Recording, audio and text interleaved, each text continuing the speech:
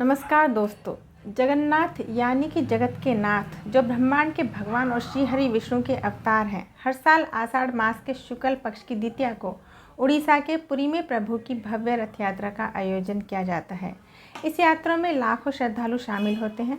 भगवान जगन्नाथ के रथ के साथ दो और रथ इस यात्रा में शामिल होते हैं, जिसमें उनके भाई और बहन शामिल होते हैं।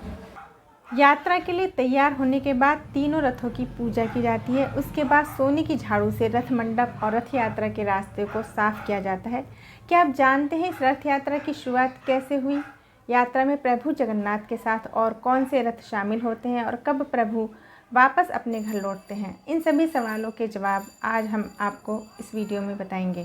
धार्मिक पुराणों के अनुसार ऐसी मान्यता है कि भगवान जगन्नाथ की इस रथ यात्रा में शामिल होने से 100 यज्ञों के बराबर पुण्य का फल मिलता है। यही कारण भी है कि दुनिया भर से लोग इस यात्रा में शामिल होने पहुंचते हैं और भगवान का आशीर्वाद लेते हैं। इसके अलावा रथ यात्रा के दौरान नवग्रहों की पूजा भी की जाती है। ऐसा कहा जाता है कि जगन्नाथ रथ यात्रा में शामिल होने मात्र से ही अशुभ ग्रहों का प्रभाव कम होता है और शुभ ग्रहों का प्रभाव बढ़ता है। आपको बता दें कि पुरी में भगवान जगन्नाथ का 800 साल पुराना मंदिर है और यहाँ भगवान जगन्नाथ विराजते हैं। वहीं आषाढ़ माह में रथ यात्रा के दौरान भगवान जगन्नाथ के साथ दो और रथ शामिल होते हैं। इनमें से एक में उनकी भाई बलराम और दूसरे में बहन सुभद्रा होती है। इस तरह इस दिन कुल 3 देवताओं की यात्रा निकलती है। सबसे आगे बलराम का रथ, बीच में बहन सुभद्रा का रथ और सबसे पीछे भगवान जगन्नाथ का रथ होता है। भगवान जगन्नाथ की यात्रा सदियों से चली आ रही है। ऐसा कहा जाता है कि इसकी शुरुआत 12वीं शताब्दी में हुई थी। एक पौराणिक कथा के अनुसार एक बार बहन सुभद्रा ने अपने भाइयों कृष्ण और बलराम से कहा कि वे नगर को देखना चाहती हैं। इसके बाद अपनी बहन की इच्छा पूरी करने के लिए दोनों भाइयों ने बड़े ही प्यार से एक रथ तैयार करवाया। इस रथ में तीनों भाई बहन सवार होकर नगर भ्रमण के लिए निकले और भ्रमण पूरा करने के बाद वापस पुरी लौटे। तभी से यह परंपरा चली आ रही है। हर साल इस रथ यात्रा की तैयारी अक्षय तृतीया के दिन से ही शुरू हो जाती है।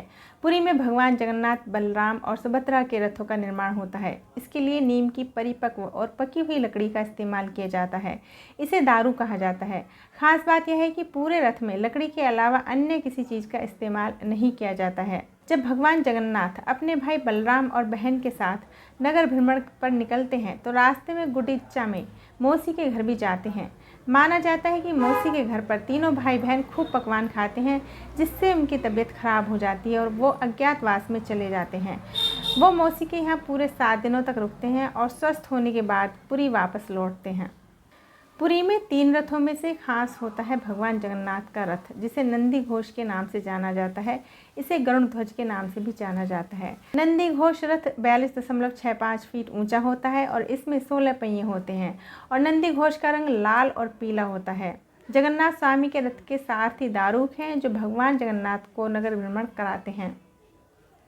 रथ यात्रा में शामिल दूसरा रथ भगवान के भाई बलराम जी का होता है। इसे ताल ध्वज नाम से जाना जाता है। ताल ध्वज की ऊंचाई 43.30 फीट होती है, जो भगवान जगन्नाथ के रथ से थोड़ा बड़ा होता है।